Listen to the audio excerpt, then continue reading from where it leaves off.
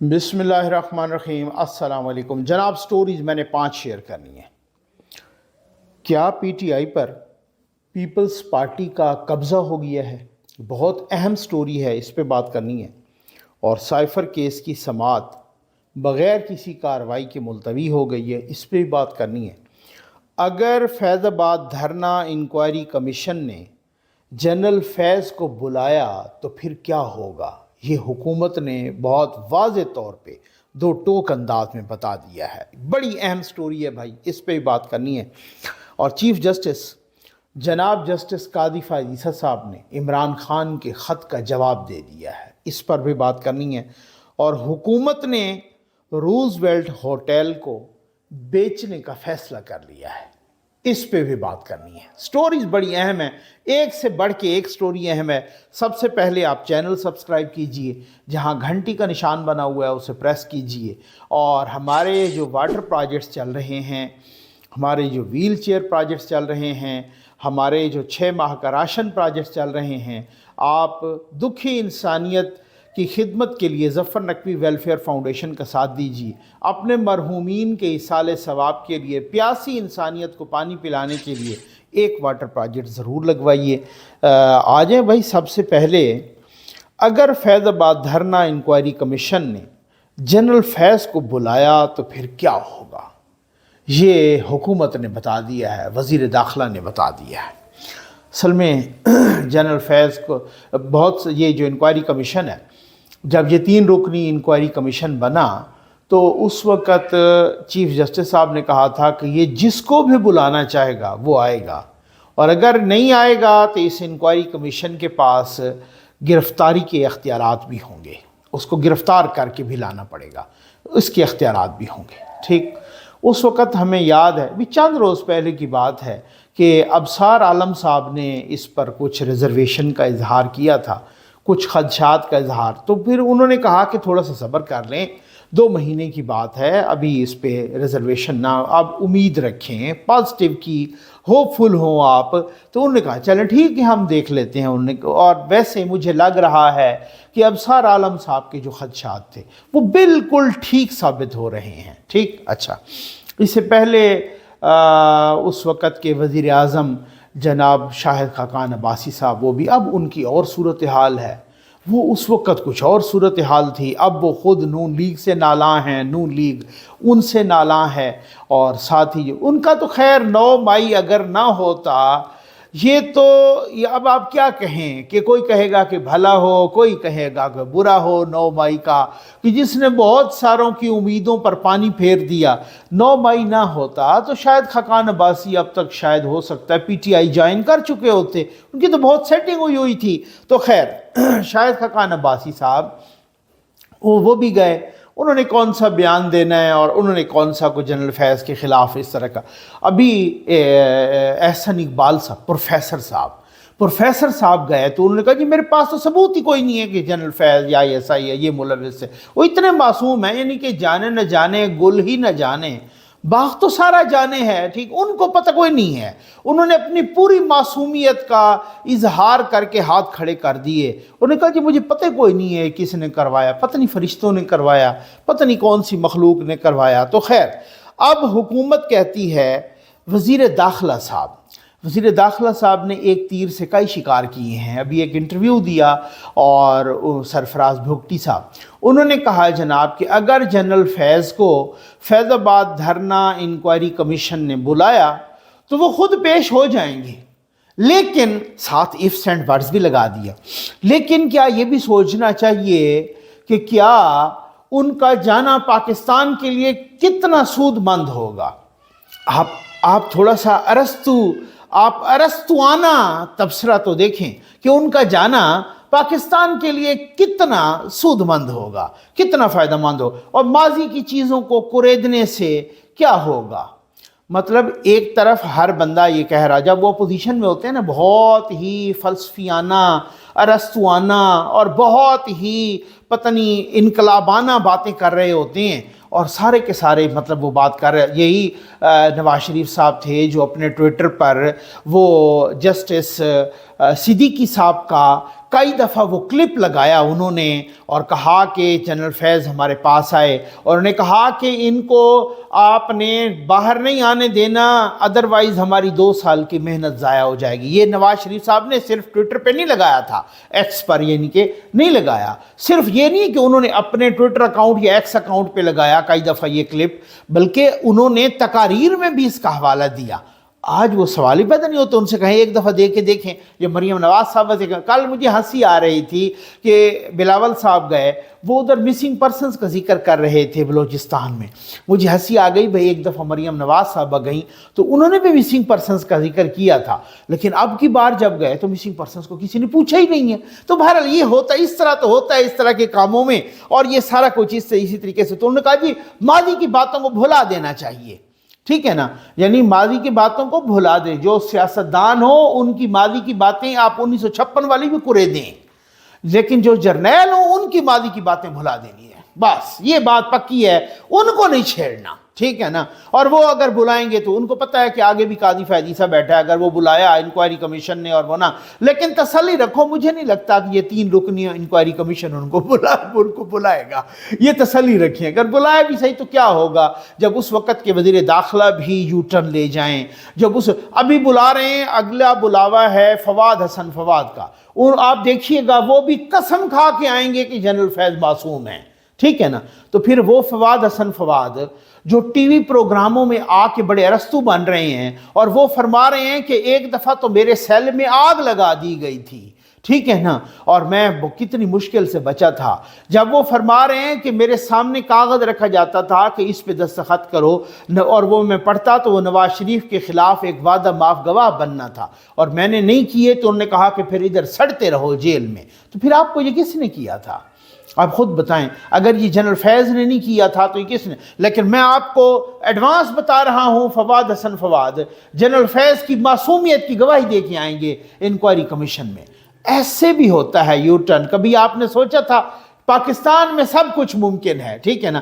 اور جناب اپنا سرفراز بھگتی صاحب وزیر داخلہ صاحب نے فرمایا عمران خان کے کیسز چل رہے ہیں عدالت میں، اس میں تو میں کچھ نہیں کہوں گا، لیکن یہ ضرور کہوں گا کہ ایسا بھی پہلی دفعہ ہوا ہے کہ کسی ملزم کو آپ ریسٹ ہاؤس میں رکھیں، ہاں پولیس ریسٹ ہاؤس میں اب گرفتار کیا گیا تھا، ٹھیک ہے، ایسا بھی پہلی دفعہ ہوا ہے۔ ایسا بھی پہلی دفعہ ہوا ہے کہ کوئی ملزم عدالت میں جائے اور اس کو گڈ ٹو سی یو کہا جائے، ٹھیک، بہت کچھ باتوں کا جواب ہے۔ ساتھ ان سے جب کہا کہ Peoples Party level playing field کا شکوہ کر رہی ہے، لیول پلینگ فیلڈ نہ ملنے کا، تو انہوں نے کہا ابھی بلوچستان میں کوئٹہ میں ان کا اتنا بڑا جلسہ ہوا ہے، تو کیا اگر لیول پلینگ فیلڈ نہ ہوتا تو وہ جلسہ کر پاتے؟ تو بہت ساری چیزوں کا انہوں نے ایک تیر سے بہت سارے شکار کر دیے، بہت ساری چیزوں کے بارے میں بتا بھی دیا۔ بھائی بات یہ ہے نا، میں آپ کو بتاتا ہوں نا، یہ سوشل میڈیا ایک ایسی چیز ہے جس پہ آپ کو ایک طرف جھکنا پڑتا ہے۔ اللہ گواہ ہے، میں اس لیے ہر بات حق بات کر دیتا ہوں، جس کے بھی خلاف ہو کوئی بات جاری ہو میں کبھی نہیں جھجکتا۔ اس کی صرف ایک وجہ ہے، اس کی وجہ یہ ہے آپ لوگوں کا اعتماد، آپ لوگوں کا پیار، آپ لوگوں کا ٹرسٹ، کہ جس طریقے سے آپ کو مجھ پہ ٹرسٹ ہے، یہ آپ نے ہی تو مجھے ہمت دی ہے کہ بھائی جو بھی جہاں بھی غلط دیکھو وہیں پہ اس کو پوائنٹ آؤٹ کرو، اور یہی اسی وجہ سے۔ ادروائز صحافت اگر دیکھیں، یہ میں آپ کو کلپ دکھا رہا ہوں، اگر آپ نے اس طرح کی صحافت کرنی ہے تو وہ تو بہت آسان ہے۔ یہ کون صاحب ہیں، یہ کیا کہہ رہے ہیں، آپ سنیں، یقین کریں، میں کہتا ہوں آپ نے حوصلہ رکھنا ہے، تھوڑا سا ہمت کرنی ہے، کہیں ایسا نہ ہو کہ آپ میرے ویڈیو کے باقی حصے میں بے ہوش ہو جائیں اور بے ہوش ہو کے گر پڑیں۔ آپ یہ دیکھیں، یہ میں ابھی آپ کو بتاتا بھی ہوں، بہت سارے پہچان بھی جائیں گے یہ کون صاحب ہیں۔ اگر اس طرح کی غلاظت کرنی ہے تو پھر تو بہت ہی آسان ہے، ویوز لینا بھی اور کریڈٹ لینا بھی اور پیسے کمانا بھی بہت آسان ہے۔ یہ آپ دیکھیں، یہ میں آپ کو بتاتا ہوں یہ کون صاحب ہیں اور یہ کیا کہہ رہے ہیں، کس متانت کے ساتھ، کس سنجیدگی کے ساتھ، کس آپ اداکاری کے ساتھ۔ اب کچھ دوست ناراض ہو جاتے ہیں، بھائی نقوی صاحب آپ ان کو اداکار نہ کہا کریں، اداکاری ایک الگ شعبہ ہے اس کے لیے، اور اس میں مطلب آپ ان کو اداکار کہتے ہیں تو ہماری بے عزتی ہوتی ہے۔ چلو میں آپ کو کہتا ہوں کہ کس فراڈ پن کے ساتھ یہ کس طرح کا یہ ایکٹنگ کر رہے ہیں، یہ اس صاحب کو دیکھیں ذرا، یہ کون صاحب ہیں۔ اور سب سے بڑی بات یہ ہے کہ کہ نیچے کامنٹس میں کیا ان کو دادیں مل رہی ہیں، واہ واہ واہ واہ کیا انفارمیٹو ویڈیو ہے، واہ زبردست، ویری نائس، گڈ، کیا بات ہے جناب، ویل ڈن، کیا کیا ان کو کامنٹس میں، یہ ذرا دیکھ لیں، سن لیں۔ ناظرین السلام علیکم، براہ راست میں ہوں ابراہیم راجہ، اور آج ہم آپ کو D G I S I اور عمران خان صاحب کے متعلق سب سے بڑی اور سب سے اہم نوعیت کی خبر سے آگاہ کریں گے۔ ایک اعلیٰ ترین سطح کے فوجی اجلاس میں آرمی چیف نے نواز شریف کو ایک بیہودہ شخص کیوں کہا، یہ خبر آپ کو مختصراً بتاتے ہیں۔ اسی خبر سے جڑا ایک 47 سیکنڈ کا ویڈیو کلپ بھی آپ کو دکھاتے ہیں، یعنی وہ ویڈیو کلپ جب آرمی چیف نے نواز شریف کو بیہودہ کہا۔ اسی ایک خبر سے اب نواز شریف کے دوبارہ وزیر اعظم بننے کے راستے میں سب سے بڑی رکاوٹ کھڑی ہو گئی ہے۔ آئی ایس آئی نے نواز شریف کی آرمی چیف کے خلاف ایک انتہائی گھناؤنی اور خفیہ نوعیت کی کال کیسے پکڑ لی، اس کال کے دوسری جانب کون سی اہم شخصیت تھی، اس شخصیت کا نام بھی آپ کو بتاتے ہیں۔ اسی پوری سچویشن میں اب سے 4 منٹ پہلے اڈیالہ جیل سے 3 جنرلز اور عمران خان صاحب سے جڑی کس نوعیت کی حیران کن اور ناقابل یقین ویڈیو سامنے آ گئی ہے۔ یہ ویڈیو پاکستان، اگر آپ نے اس طرح کی صحافت کرنی ہے تو بہت آسان ہے، اور اگر آپ نے پھونک پھونک کے قدم رکھنا ہے، ہر ایک چیز کو، ہر ایک اپنے جملے کو، ہر ایک لفظ کو ٹٹولنا ہے، وہ بہت مشکل ہے۔ میری اکثر ویڈیوز لیٹ ہو جاتی ہیں، میں بالکل وہم کی حد تک احتیاط کرتا ہوں، انسان خطا کا پتلا ہے، اس سے غلطی ہو سکتی ہے، لیکن اس طرح کی اگر آپ صحافت کریں گے جس طرح سے ابراہیم راجہ صاحب کر رہے ہیں، یہ ابراہیم راجہ صاحب مختلف ٹی وی چینلز میں یہ بیورو چیف ہوتے ہیں، ابھی بھی کہیں پہ ہیں، مجھے پتہ کہاں پہ ہیں، مختلف ٹی وی چینلز پہ بیورو چیف اور ابھی بھی ہیں، ٹھیک، یہ صحافی ہیں صاحب، یہ اینالسٹ کے پینلز میں بھی بیٹھتے ہیں، یعنی ایسی سٹوری جس کا نہ سر ہے نہ پیر ہے، نہ کوئی جنرل تو کیا کو صوبیدار بھی وہاں نہیں گیا، جنرل تو چھوڑ دیجئے، وہاں پر صوبیدار بھی کوئی نہیں گیا جیل میں، اور جناب ایک دفعہ میں ان صاحب کا، اب ان کے ایسا ہے نا، اگر آپ کا موڈ ہو نا کہ کبھی آپ پریشان بیٹھے ہوں اور آپ نے کوئی سب سے بڑے لطیفے سننے ہوں، آپ ان کا تھم نیل پڑھا کریں۔ ایک دفعہ ان کا تھم نیل میرے سامنے سے گزرا، سکرال کر رہا تھا تو ان کا تھم نیل میرے سامنے سے گزرا، اور وہ اس طرح، وہ حمزہ شہباز جب واپس آئے، وہ لمبا عرصہ وہاں پہ وہ لندن میں رہے، تو جب وہ واپس آئے تھم نیل کے سامنے لکھا ہوا تھا کہ حمزہ شہباز واپس، ایئرپورٹ پہ گڑبڑ ہو گئی، بہت ہی بد انتظامی ہو گئی، حمزہ شہباز کی پٹائی ہو گئی، خون و خون ہو گئے، اس طریقے سے وہ ان کو لمحہ پا کے پتہ نہیں لٹا کے مارا گیا، اور وہ خون و خون، اور وہاں پہ ایمبولینس میں گئے، پتہ نہیں اس طرح کی تھم نیل پہ۔ یار آپ یقین کریں کہ مجھ جیسا بندہ یا باقی صحافی وہ بھی ایک دفعہ تو یوں کانپ جاتے ہیں، یار کیا بات ہے، ہم نے خبروں میں نہیں دیکھا، ہم نے کافی ٹائم ہو گیا ہے، کیا آپ دیکھیں یار کیا ہو گیا ہے یہ سر۔ عام بندہ پھر لے مین تو پھر آپ دیکھ لیں، اگر آپ نے ویوز کے لیے یہ غلاظت کرنی ہے تو یہ اس طرح کی صحافت تو بہت آسان ہے، لیکن آپ نے اگر پھونک پھونک کے قدم رکھنا ہے اور آپ نے اگر ساری چیزیں اس طریقے سے، وہ پھر بہت مشکل ہوتی ہیں، ٹھیک ہے نا۔ تو بھائی بات یہ ہے کہ پی ٹی آئی کا، کیا لوگ کہہ رہے ہیں کہ پی ٹی آئی پر پیپلز پارٹی کا مکمل قبضہ ہو گیا ہے، کیونکہ بیرسٹر گوہر صاحب نئے چیئرمین آ گئے ان کے۔ اب یہ چیئرمین کا آج جو الیکشن ہوا، یہ بھی بہت ہی متنازعہ قسم کا الیکشن ہوا ہے بھائی، ٹھیک ہے نا۔ اس میں نہ ووٹر لسٹوں کا پتہ ہے کوئی بھی کچھ بھی نہیں، اور نہ ہی کوئی کسی طریقہ کار کا پتہ چلا، اور نہ کچھ سامنے نہیں آیا۔ اس میں بہت سارے لوگ کہہ رہے ہیں کہ متنازعہ، لیکن ایک بات ہے، یہ بھی اللہ کی شان ہے، مکافات عمل ہے، کہ لوگ کہہ رہے ہیں کہ جناب بات یہ ہے کہ بھائی وہی جو چیئرمین صاحب بنے، نو منتخب چیئرمین بیرسٹر گوہر صاحب، وہ خود کہہ رہے تھے سابقہ چیئرمین نے، یعنی سابق چیئرمین عمران خان نے مجھے نامزد کیا تھا، ہمارے پینل کو نامزد کیا تھا، ٹھیک ہے نا، وہ بلا مقابلہ بنے ہیں، وہ سابق چیئرمین۔ یعنی عمران خان صاحب میں نے کہا تھا کس طرح سے مکھن سے بال کی طرح جیسے نکال دیا گیا. عمران خان صاحب -1 بھی ہو گئے، -1 پی ٹی آئی -1 ہو گئی، عمران خان مائنس ہو گئے پی ٹی آئی سے.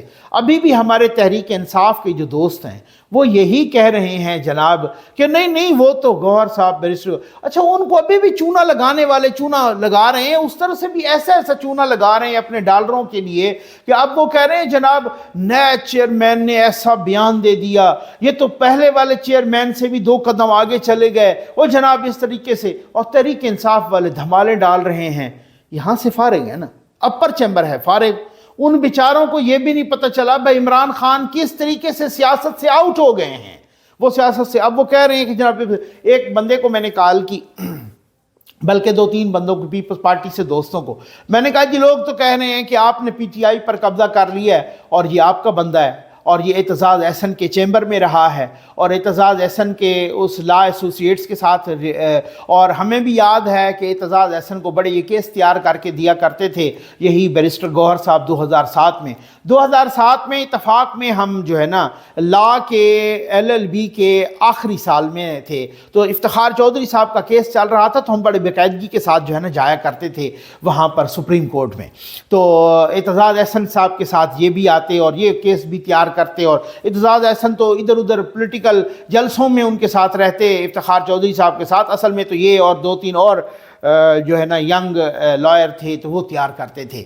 تو اس طرح انہوں نے کہا کہ ہمارا کدھر بندہ ہے ہمارا، چلو ایک دفعہ وہ 2008 میں لڑا تھا اور اعتزاز احسن تو وکیل ہیں ان کے، اگر چیمبر کے ساتھ تھے تو وہ تو 2008 میں ہمارے ٹکٹ پہ لڑا تھا، پھر تو اس کے بعد انہوں نے سیاست بھی چھوڑ دی اور پھر اس کے بعد اب وہ آئے ہیں. یہ تو ان کا بندہ ہے. میں نے کہا کن کا بندہ ہے؟ انہوں نے کہا آپ کو نہیں پتہ، یہ ان کا بندہ ہے جنہوں نے عمران خان کو مائنس کیا ہے. میں نے کہا اب سمجھ گیا، ٹھیک، اب سمجھ آ گیا، اب کوئی پتہ نہیں کہ یہ کن کا بندہ ہے. اب اکبر ایس بابر صاحب بھی کہہ رہے ہیں کہ یہ متنازعہ ہے، ٹھیک ہے نا، اور یہ متنازعہ ہے اور اکبر ایس بابر صاحب خود یہی کہہ رہے ہیں کہ جی دیکھو یہ متنازعہ الیکشن ہے اور اس الیکشن میں نہ تو ووٹر لسٹوں کو پتہ. اور اکبر ایس بابر کہہ رہے ہیں کہ ہائی کورٹ کے فیصلے کے بعد میں بھی تو ممبر ہوں، میں بھی تو بانی ممبر ہوں اور ویسے ہوں، اور اب تو ہائی کورٹ کے فیصلے کے بعد اس فیصلے نے مجھے ایگزینوریٹ کیا ہے اور میری بات کی تصدیق ہو گئی ہے. اور میں گیا تھا کل بھی اور آج بھی اور میں اس دفتر میں، اور میں نے کہا جی ہمیں کوئی طریقہ کار بتائیں، ہمیں کوئی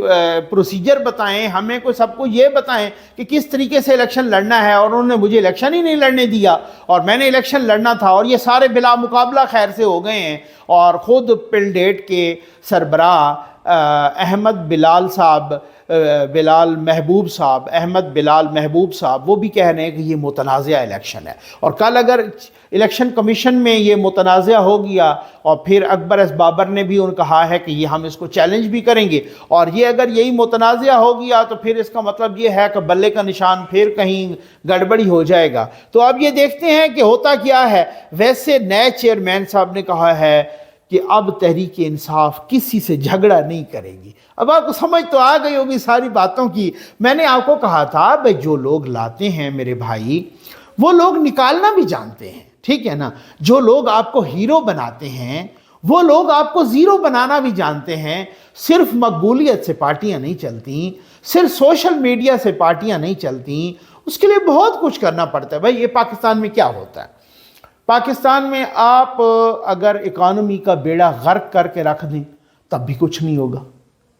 اگر آپ لوگوں کا بیڑا غرق کر کے رکھ دیں تب بھی کچھ نہیں ہوگا. اگر آپ آس پاس کی سیاسی جماعتوں سے لڑتے رہیں تب بھی کچھ نہیں ہوگا. آپ چاہے جتنی چول ماریں تب بھی کچھ نہیں ہوگا، ٹھیک ہے. آپ چاہے اکانومی کو اوپر لے جائیں تب بھی کچھ نہیں ہوگا، ٹھیک ہے نا. اگر آپ کا وہ 6 تک چلا جائے GDP تب بھی کچھ نہیں ہوگا. مہنگائی کو کنٹرول کر کے رکھیں تب بھی کچھ نہیں ہوگا. اتنے میگا پروجیکٹس لگائیں تب بھی کچھ نہیں ہوگا. تاریخ کا سب سے بڑا قرضہ لیں جیسے عمران خان نے لیا، کام ٹکے کا نہ کریں تب بھی کچھ نہیں ہوگا. ہوگا اس وقت کہ جب آپ مقدس گائے کے ساتھ چھیڑیں گے. اب سمجھ آ گئی ہے نا. چاہے آپ اکانومی کو تباہ برباد کر دیں تب بھی آپ سے کوئی نہیں پوچھے گا. چاہے آپ اکانومی کو اوج ثریا پر لے جائیں تب بھی کوئی نہیں پوچھے گا.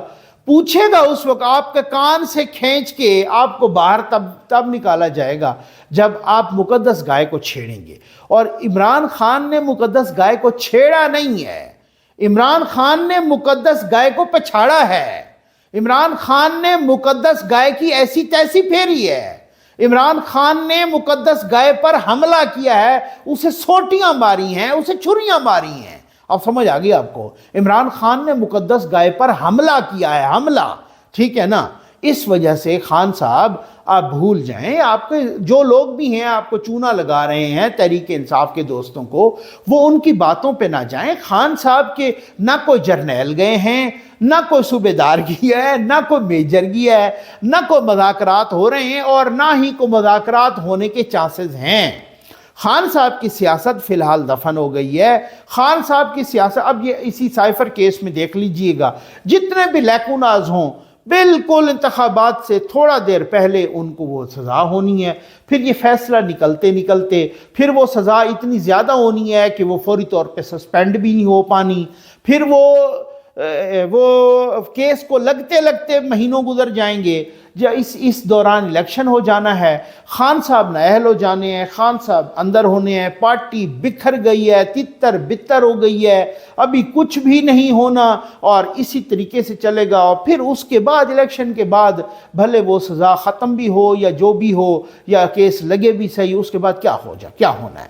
ابھی جو نواز شریف صاحب نے پکا تہیہ کیا ہے کہ مقدس گائے کو نہیں چھیڑنا، یہ آپ کو ابھی انکوائری کمیشن سے نہیں پتہ چل گیا؟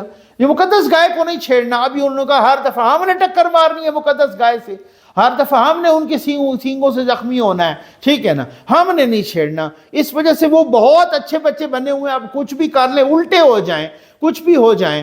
تو یہ سارا جھوٹ ہے، نہ کوئی کال پکڑی ہے کسی کی، نہ کچھ ہے، اور نہ وہ اتنے ابھی سادہ اور وہ کوئی پاگل نہیں ہے کہ ابھی تو وہ آئے ہیں اور پوری چیز کو ریوزٹ کر کے آئے ہیں اور انہوں نے بڑا فیصلہ کیا ہے. انہوں نے کہا جی ہم نے ہر وقت ٹکر نہیں مارنی. تو یہ ابراہیم راجہ صاحب کو خدا کا خوف کریں یار. آپ میڈیا پہ بیٹھتے ہیں، آپ جو ہے نا پینل میں بیٹھتے ہیں، آپ یہ جھوٹوں کی فیکٹری لگی ہوئی ہے اور یہ اس طریقے کی آپ وہ کرنا، کسی صحافی کو نہیں پتا، کسی سیاسی کو نہیں پتا، کسی غیر سیاسی کو نہیں پتا. یہ سٹوریاں گھڑ کے اس طرح سے ڈالر کمانا اور سٹوریاں گھڑ کے اس طرح سے تحریک انصاف کے دوستوں کو بیوقوف بنانا، یہ کچھ صحافت بھی ہوتی ہے، کچھ انسانیت بھی ہوتی ہے. اگر آپ کو صحافت نہیں آتی تو کم از کم کوئی انسانیت کا خیال رکھیں یار. یہ میں تو کبھی ان سے لائیو نہیں ملا، لیکن خیر چیف جسٹس صاحب نے عمران خان کے خط کا جواب دے دیا، ٹھیک ہے نا. عمران خان صاحب نے ان کو ایک خط لکھا تھا. اچھا وہ بھی عمران خان صاحب نے کیا لکھا وہ بھی پتہ چلا بعد میں، ابھی اس جو پریس ریلیز آئی ہے چیف جسٹس صاحب کے سیکرٹری کی جانب سے، اس سے پتہ چلا کہ کس نے. خیر پی ٹی آئی نے لکھا تو انہوں نے کہا کہ جی ہمارے ساتھ بڑی زیادتی ہو رہی ہے، ہمیں الیکشن کمپین بھی نہیں چلانے دی جا رہی، ہمارے بندے بھی غائب کیے جا رہے ہیں، اس طریقے سے ہم ظلم و ستم کے پہاڑ توڑے جا رہے ہیں، آپ اس کا نوٹس لیں، اس ہماری اس کو خط کو درخواست کے طور پر لیا جائے، 184(3) کے تحت لیا جائے، وغیرہ وغیرہ، یہ سارا کچھ. اب آج چیف جسٹس صاحب کی جانب سے اس کا جواب آیا ہے اور ان کے چیف جسٹس صاحب کے سیکرٹری نے کہا ہے، انہوں نے کہا ہے جی چیف جسٹس صاحب اپنی تمام تر ذمہ داریوں سے آگاہ ہیں، ٹھیک ہے نا، وہ کسی قسم کی کوتاہی نہیں کریں گے، اپنی پوری ذمہ داریاں نبھائیں گے، اپنی پوری ذمہ داریوں سے قانونی اور آئینی جو ان کی ذمہ داریاں اور فرائض ہیں ان سے وہ آگاہ ہیں. پتہ ہی کوئی نہیں ہے کہ یہ خط کس دیکھو 7 صفحات پہ مشتمل یہ خط آیا ہے اور یہی ہے کہ اس سے یہ پتہ چل رہا ہے کہ اوپر کوریئر کروایا ہے انتظار پنجوتھا صاحب نے. ٹھیک ہو گیا نا جی، یہ ان کے وکیل ہیں عمران خان کے، اور کہا ہے کہ جناب ایسے ہی پتہ چلا ہے کہ یہ خط جیسے ایک سیاسی جماعت کی طرف سے آیا ہے اور ہم اسے اپلیکیشن کے طور پہ لیں گے، ٹھیک ہے. اور دوسری بات یہ ہے کہ وہ کہتے ہیں کہ حیران کن بات یہ ہے کہ اس خط کو یہاں سپریم کورٹ میں آنے سے پہلے میڈیا کو لیک کیا گیا ہے. یہ آپ اندازہ کیجئے. اب ان کا خیال ہے کہ جناب کسی طریقے سے چیف جسٹس صاحب یہ نوٹس لیں اور ہمیں بچا لیں. اور کچھ صحافی بھی بڑے یعنی کہ بےتاب ہو رہے ہیں، وہ کہہ رہے ہیں جناب چیف جسٹس صاحب کو نوٹس لینا چاہیے اور وہ پھر اس طریقے سے کرنا چاہیے. اور میں اس وجہ سے کہ جو حالات، معاملات، واقعات سارے ہیں نا، یہ ظفر نقوی یا کسی اور صحافی کی خواہش پہ نہیں جانے. یہ جس طریقے سے جانے ہیں ہر کسی کو پتہ ہے کیسے جانے ہیں. اب سمجھ آ گئی ہوگی آپ کو نا یہ بات, ٹھیک ہے. سائفر کیس کی سماعت کارروائی کے بغیر ملتوی ہو گئی. آج کچھ صحافی دوستوں نے سیلفیاں ڈالی ہوئی تھی اور وہ کہہ رہے تھے کہ ہم اڈیالہ جیل سے باہر کھڑے ہیں لیکن ابھی تک اندر جانے کا, میڈیا کو اندر نہیں جانے دیا گیا. اور جناب وہ کہہ رہے ہیں کہ اوپن ٹرائل ہوا ہے, پتہ نہیں کس طرح کا اوپن ٹرائل تھا, وہ بغیر کسی کارروائی کے ملتوی ہو گئی ہے اور ویسے اڈیالہ جیل کے اندر. تو اب اسی وجہ سے بہت سارے جاننے والے, جانکاری رکھنے والے لوگ یہ کہہ رہے ہیں کہ خان صاحب کا ٹرائل باہر نہیں ہوگا, کچھ بھی ہو جائے ہوگا اندر, خان صاحب آسانی سے جیل سے نہیں نکلیں گے. تو وہ اس طریقے سے, اب کچھ لوگ تو بہت ہی تھوڑا سخت بات کر رہے ہیں, وہ بات میں نہیں کرنا چاہوں گا تو کیونکہ میرا مزاج نہیں ہے, میرا ضمیر نہیں ہے اس طرح کا. حکومت نے سنا ہے روزویلٹ ہوٹل کو بیچنے کا یا اس کی نجکاری کا فیصلہ کر لیا ہے جناب. اور روزویلٹ ہوٹل جو پی آئی اے کی پراپرٹی ہے, بہت ہی خوبصورت ہوٹل ہے اور بہت, یہ نیو یارک سٹی میں, نیو یارک کے دل میں ہے, ٹھیک ہے نا. اور یہ $1 ملین کا یہ آپ کو پتہ ہے یہ جو ہوٹل ہے, یہ جو پراپرٹی ہے پی آئی اے کی, تو اس میں اب عمران خان کے دور میں ایسا کچھ ہوا تو کچھ زلفی بخاری صاحب پہ الزام لگے, پھر بعد میں انہوں نے اس کو تردید کی اور ریحام خان صاحبہ کو ریحام خان صاحبہ نے ایک ویڈیو بھی کی تھی کہ زلفی بخاری خرید رہے ہیں. زلفی بخاری نے ان پر کیس کیا اور وہ کیس جیت گیا کہ یہ مجھ پہ آپ نے الزام لگایا ہے, اور ریحام خان صاحبہ کو معافی بھی مانگنا پڑی. اور بعد میں جو ہے نا اور بھی کچھ لوگوں نے, اور پی ٹی آئی دور میں جب بھی روزویلٹ ہوٹل کو بیچنے کا فیصلہ یہ خبر آئی تو ہم لوگوں نے اس کی مذمت کی کہ آپ دیکھیں کہ اتنے بڑے اثاثے کو, جو پی آئی اے کا اثاثہ, اب نجکاری کے جو مشیر ہیں وہ ہیں فواد حسن فواد, ماشاءاللہ, ٹھیک ہو گیا, آپ سمجھ آ گیا آپ کو.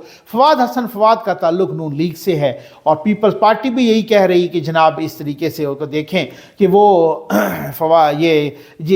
اپنا ان کو ہٹانے کا بھی انہوں نے مطالبہ کیا تھا وغیرہ وغیرہ. فواد حسن فواد کی سربراہی میں اجلاس بھی ہوا, انہوں نے سنا ہے کوئی فائنینشیل ایڈوائزر بھی کسی کو مقرر کیا ہے, وہ کچھ پروس اینڈ کانز وہ دیکھے گا اور ساری چیزوں کو فائنل کرے گا اس کی نجکاری کیسے ہے. تو اگر یہ عمران خان کے دور میں بیچنا میرے بھائی گناہ عظیم تھا تو پھر اس دور میں بیچنا, اس دور میں بھی اس کی نجکاری گناہ عظیم ہے. اگر وہاں ہم تنقید کرتے تھے تو پھر یہاں تعریف تو نہیں کر سکتے. تو پھر اگر یہی روزویلٹ ہوٹل ان کو خود کیوں نہیں چلایا جا سکتا, اور اگر کوئی خرید کے اس کو چلا سکتا ہے, اب اس کے نہیں پتہ پیچھے کون ہیں, کوئی باہر کی کمپنیاں ہیں یا اندر کا بندہ کوئی ہاتھ مار رہا ہے یا بے نامی کو اس طرح کی ہو رہی ہے, یہ بعد میں پتہ چلے گا مبینہ طور پہ. لیکن اب اگر اس دور میں اس کو بیچنا ہم تنقید کرتے تھے تو اس دور میں بیچنا ہم قصیدے تو نہیں پڑھ سکتے. سمجھ آ گئی آپ کو؟ امید ہے آپ کو ویڈیو پسند آئی ہوگی. آپ کا بہت بہت شکریہ.